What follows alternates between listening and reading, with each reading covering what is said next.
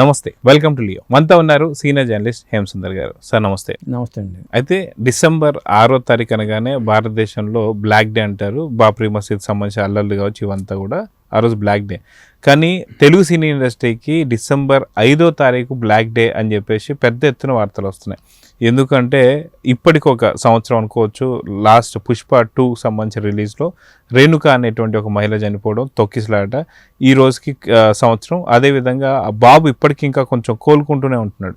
So ఇది ఒక పక్కన పెడితే మళ్ళీ ఇదే రోజు 2025 సంవత్సరంలో అఖండ తాండవం కూడా రిలీజ్ కావాల్సింది అనూహ్యంగా బ్రేక్ పడ్డాం. దాదాపు 27 ఏళ్ల తర్వాత బాలకృష్ణ గారికి ఇలాంటి చేదు అనుభవం. సో ఇలా చూస్తే నిజంగా black day for Telugu industry అంటే ఏమంటారు మీరు? సినిమా రంగానికి సెంటిమెంట్ ముందు పుట్టింది. ఎందుకంటే ఒక సెంటిమెంట్కి ఫీల్ అయ్యారంటే ఐరన్ లెక్కనే ముద్ర పెడతారు. ఒకటి సినిమా హీరోయిన్ ఒక హీరో వచ్చి 2-3 సినిమాలు ఫ్లాప్ అయినంటే ఐరన్ లెక్కనే ముద్ర పక్కన పెట్టేస్తారు. ఒక డేట్ని ఇది ఇన్సిడెంట్ జరిగింది అంటే ఆ డేట్ని కూడా పక్కన పెట్టేస్తారు. ఇప్పుడు ఏడాది అయింది ఈ పుష్ప 2కి ఇన్సిడెంట్ జరిగి. ఆ రోజు తెల్లవారుజామున మరి ఆ షోలకి ప్రత్యేక అనుమతులు తీసుకుని వేస్తే మరి వీరాభిమాని ఆ కుర్రాడిని తీసుకుని తల్లి వెళ్ళటం, తొక్కిసలాట్లో తల్లి చనిపోవడం, రేణుక, శ్రీతేజీ వాళ్ళకి అది పూర్తిగా కోలుకోలేని స్థితిలో ఉండటం అనేది ఖచ్చితంగా సంఘటన జరిగే ఏడాది. అదే రోజుని అఖండ 2కి కాకతాళీయంగా జరిగినా కానీ ఇది మళ్ళీ సినిమా రిలీజ్ కాలేకపోవడం బాలయ్య బాబు అభిమానుల్లో ముఖ్యంగా విషాదశాలు అలుముకున్నాయి. చాలా ఆవేదనగా ఆర్టిస్ట్ క్రాస్ అంటే సినిమాల సెంటర్ అని చెప్తారు. ఆ సందర్భంతో అక్కడే ఉంటుంది. సంధ్యా థియేటర్లోనేమో అప్పుడు అసుర సంధ్యలాగా మారిపోయింది అది ఆ రోజు. ఆ వేకోజామున జరిగిన తొక్కిసలాట అనేది. మరి ఇప్పటికీ ఆ 1 year సందర్భంగా చాలామంది దీని మీద రకరకాల పోస్టులు కూడా పెడుతున్నారు ఆ విషాదం గురించి.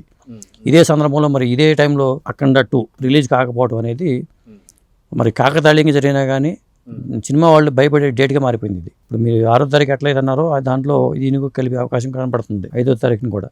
నెక్స్ట్ ఇయర్ డిసెంబర్ 5కి ఏ సినిమా రిలీజ్ చేయాలంటే ఇది ఆ రోజురా బాబు, అప్పుడు పుష్ప 2 తగ్గేది లేని కూడా ఇచ్చారు, పోలీసులు అరెస్ట్ చేసిన తగ్గాల్సి వచ్చింది, ఇలా మాట్లాడతారు. డిసెంబర్ 5 పాన్ ఇండియా సినిమా అఖండ తాండవం అంటూ హోరెత్తించారు, అక్కడ కనీసం పాన్ షాపులు కూడా తెరవలేదు, ఇలా మాట్లాడతారు. అయితే వాస్తవానికి బాలయ్య ఫ్యాన్స్ కావచ్చు, తెలుగు సినీ అభిమానులు కావచ్చు, తెలుగు సంబంధించిన ప్రజలందరూ కూడా ఎందుకు ఆగింది ఇది అంటే వాస్తవానికి గతంలో నిర్మాతలు దీని గురించి ఒకసారి చూసుకుని ఉండాల్సింది. సో అదొక తప్పు. అయితే రెండోది వచ్చేసి వేణుస్వామి అనేటువంటి వ్యక్తి ఎవరైతే ఉన్నారో సినీ ఇండస్ట్రీకి గతంలో తన పేరు రావడం కోసం సినీ సెలబ్రిటీస్ని వాడుకున్న సంగతి తెలిసిందే. ఈ మధ్య కాలంలో ఒక పెద్ద సినిమాకి నేను హోమం చేయబోతున్నా, అతిపెద్ద హిట్ కావడానికి ఆ ప్రొడ్యూసర్లు కావచ్చు, లేదంటే డైరెక్టర్లు కావచ్చు, చాలామంది ఏదో చేస్తున్నారని చెప్పేసి అన్నారు. సో ఆ సినిమా ఈ సినిమానైనా అఖండ తాండవం సంబంధించిన పూజల వల్లే ఇప్పుడు పూర్తిగా బూమరాంగ్ అయిందా? ఇది దీనికి అంతటి కారణం వేణుస్వామి అని చెప్పేసి కూడా కొంత చర్చించుకుంటాం. మీరేమంటారు? పూజలు చేసేటది సినిమా రిలీజ్ కావాలి, పెద్ద హిట్ అయిపోవాలి కదా. ఈ సినిమాకు చేస్తుంటే ఆయన మళ్ళీ రేపు వీడియో చేయొచ్చు, నేను ఈ సినిమా కోసం చేయలేదు, అది వేరే సినిమా అని చెప్తారు. ఇప్పుడు చెప్పడానికి ఏముంది, చెప్పియచ్చు. ఇప్పుడు ఒక్కొక్కసారి ఏమవుతుందంటే ఈ మధ్యన ఆయన చెప్పేయని రివర్స్ అవుతున్న విషయాలు మనం చూస్తున్నాం.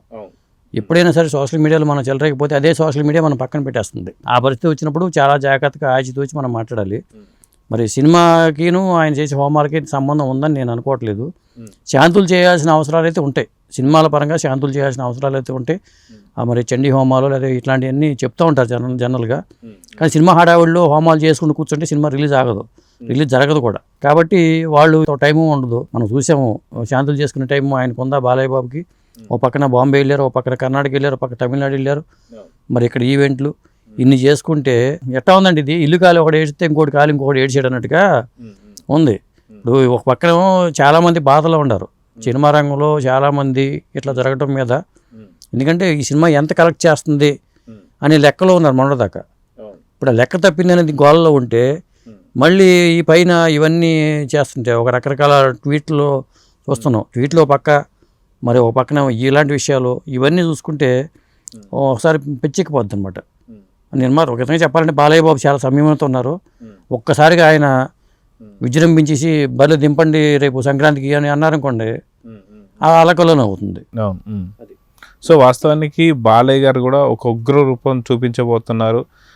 రేపు తీర్పు రావడానికి కూడా శనివారం ఆదివారం కూడా రాదు కాబట్టి మళ్ళీ సోమవారం తీర్పు ఏం రాబోతుంది, ఒకవేళ వస్తే డిసెంబర్లోనే రిలీజ్ ఉంటుందా లేదా సంక్రాంతి బలో నించోబోతుందా అనేది ఒకవైపు అయితే, లేదు నా వల్లే సినిమా పెద్ద హిట్ కాబోతుంది అని చెప్పేసి నేను దానికోసం యాగాలు చేస్తున్నా, చాలా పెద్ద సినిమా పాన్ ఇండియా సినిమా అని కూడా ఆయన అన్నారు. కాబట్టి తెలుగు సినిమాలో ఓన్లీ పాన్ ఇండియా సినిమా అంటే ఈ మధ్యకాలంలో ఓన్లీ అఖండ తాండవం తప్ప ఇంకోటి ఏది లేదు కాబట్టి బాలయ్య గారి ఉగ్ర రూపానికి వేణుస్వామి బలి కాబోతున్నారంటే ఏమంటారు? అంటే ఇలాంటి టైంలోనే సంయమనం పాటించాలండి.